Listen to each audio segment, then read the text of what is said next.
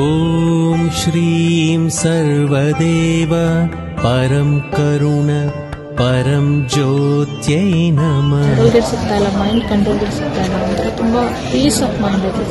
Full body vibrate ಆಯಿತು ನನಗೆ, ತುಂಬ ಸೈಲೆನ್ಸ್ ಫೀಲ್ ಆಗ್ತಾ ಇದೆ ನನಗೆ. I feel very silence. I can just see the people. I can't even talk. Golden dress ಹಾಕೊಂಡು ಅಮ್ಮ ಮತ್ತು ಭಗವಾನ್ they just came and hugged me. ಅದಾದ್ಮೇಲೆ ಐ ವಾಸ್ ನಾರ್ಮಲ್.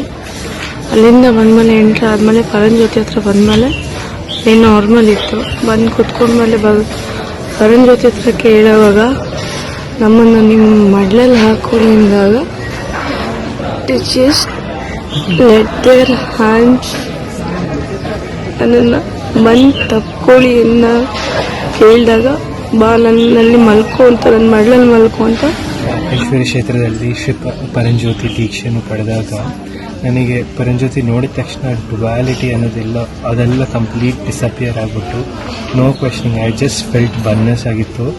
ನನಗೆ ಪರಂಜ್ಯೋತಿಯಲ್ಲಿ ನಾನು ಕೂತ್ಕೊಂಡಿದ್ದೆ, ಆ ಲೈನಲ್ಲಿ ಹೋಗ್ತಾ ಇದ್ದೆ. ನನಗೆ ತುಂಬ ನನ್ನಲ್ಲಿರೋದೆಲ್ಲ ಒಳಗಡೆ ಇರೋ ಥಾಟ್ ಎಲ್ಲ ತೆಗೆಸ್ಬಿಟ್ಟು ನನಗೆ ನೆಮ್ಮದಿ ಶಾಂತಿಯಾಗಿದೆ. ಪರಂಜ್ಯೋತಿ ದರ್ಶನ ಆದಮೇಲೆ ಥಾಟ್ಸ್ ಕಂಪ್ಲೀಟ್ಲಿ ಶಟ್ ಡೌನ್ ಆಗಿಬಿಟ್ಟಿದೆ. There is no thoughts.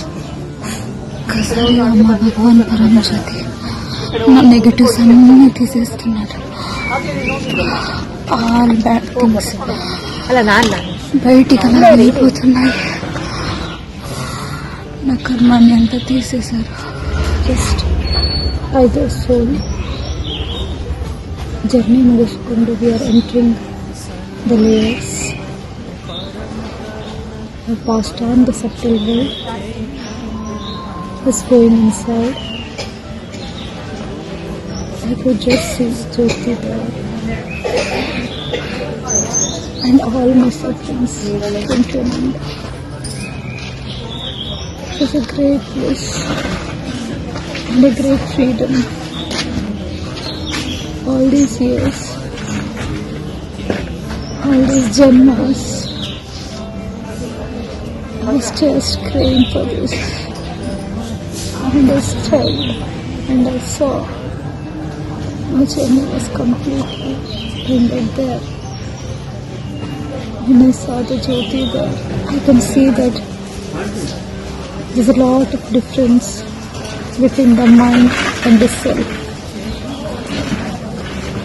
Self is myself with the Jyoti. Jyoti and me are one. I could not see anything else there.